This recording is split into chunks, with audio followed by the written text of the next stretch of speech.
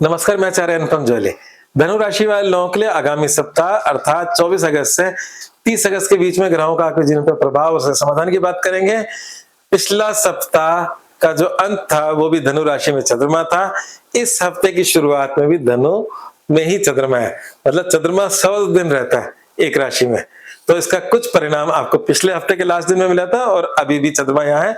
और चंद्रमा यहाँ पर 24 अगस्त या हम 25 अगस्त की सुबह 3:06 तक चंद्रमा यहीं पा रहे हैं।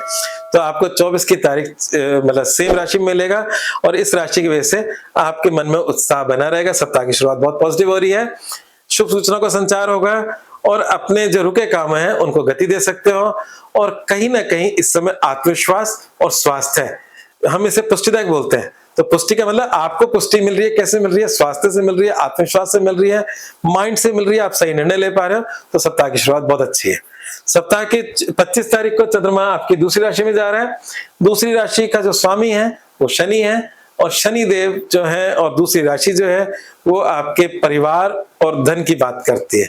तो आपके उसके अगले जो दो सवा दो दिन है उसमें धन परिवार की चिंताएं रह सकती हैं। और चिंताएं क्यों रह सकती है? अभी तो शनि वक्री भी चल रहे हैं, इसलिए भी चिंताएं रह सकती हैं और चिंताओं से समाधान निकलता है। तो मैं ये कह सकता हूं कि अगले 2 दिन आप अपने परिवार और धन से संबंधित बातों पे सही तरीके से गौर करें, चिंता के साथ चिंतन भी करें और चिंतन करके उसका सही समाधान भी निकालें जिससे आपकी समस्याएं सोल्व हो। तीसरा चंद्रमा सदैव अच्छा होता है, आपके पराक्रम और बल को बढ़ाने वाला होता है। और आपके पराक्रम भाव में ऑलरेडी राहु बैठे हैं और राहु चंद्रमा दोनों आपके तृतीय भाव में होंगे, छोटी मोटी यात्रा करा सकते हैं। राहु भी घुमक्कड़ है और चंद्रमा भी घुमक्कड़ है। हालांकि चंद्रमा को तो हम पहले के जमाने में तो समुद्र पार यात्रा की बात करते थे, पर अभी नदी किनारे कहीं आप घूम के आ सकते हो, छोटी यात्राएं हो सकती है जहां पे तालाब हो, नदी हो। और ये समय आपका तीसरे चंद्रमा में होगा, नए पुराने मित्र मिलेंगे और समाज में आपका वर्चस्व बढ़ेगा, आपके कार्यों की प्रशंसा होगी। सप्ताहांत, सिर्फ सप्ताहांत है आपका चौथा चंद्रमा जो चिंताएं लेकर आता है। और चौथा चंद्रमा अर्थात 29 अगस्त रात्रि 9:38 से चौथा चंद्रमा शुरू हो जाएगा और सप्ताहांत आपका चौथे चंद्रमा में बीतने वाला है।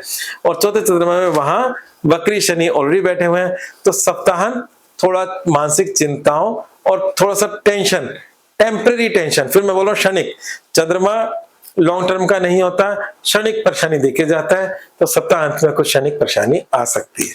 ये था चंद्रमा का सफर। बाकी ग्रहों की हम बात कर लेते हैं।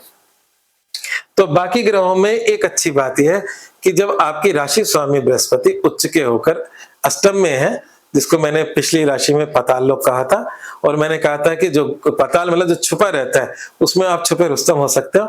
आप अपने जीवन में बहुत बड़े बड़े काम साइलेंटली कर सकते हो बिना शोर मचाए। तो वो योग तो बन ही रहा है, परंतु अच्छी बात यह क्योंकि अष्टम को हम बुरा मानते हैं, तो अच्छी बात यह कि यहाँ से बाकी ग्रहों का जमघट खत्म होकर वो अब आपके नवम में चला गया। और नवम में जाने का मतलब नवम में स्वयं राशि का सूर्य केतु जो पहले से बैठे हुए थे, जो लंबे समय तक बैठते हैं, 1.5 साल रहते हैं, और बुध जो है वहां पहुंच गए। बस ये थोड़ा सा अच्छा हुआ। तो बुध, सूर्य और केतु नवम में ये कह रहे हैं कि आपका जीवन बदलाव की तरफ जा रहा है। और जब भी नवम घर में ग्रहों का जमावड़ा होगा तो आपके जीवन में कोई चेंज जरूर आएगा। तो अब वो चेंज का रूप कुछ भी हो सकता है। तो आपके जीवन में बदलाव हो रहा है जो कि पॉजिटिव हो रहा है, क्योंकि सूर्य वहां स्वयं अपनी राशि में है।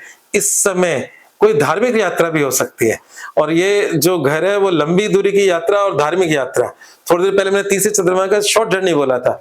ये तीनों कॉम्बिनेशन लॉन्ग जर्नी और स्पिरिचुअल जर्नी की भी बात करते हैं। तो आप इस समय कुल के देवी देवताओं के या किसी ज्योतिर्लिंग में, शक्ति पीठ में, जो आपको ठीक लगता है, जहां आपका मन है वहां जा सकते हो। योग बन रहा है।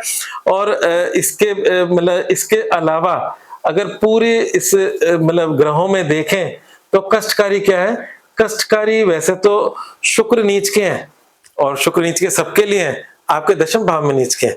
तो दशम भाव में नीच के हैं तो थोड़ा बहुत दशम का गोचर बुरा तो नहीं होता, पर चूंकि नीच के हैं तो आपके नौकरी में, करियर में थोड़ी बहुत आपके उच्चाधिकारियों से मेल मिलाप में थोड़ी सी दिक्कतें ला सकता है, या आपके कार्यशैली को लेकर थोड़ी सी बातें उठ सकती हैं।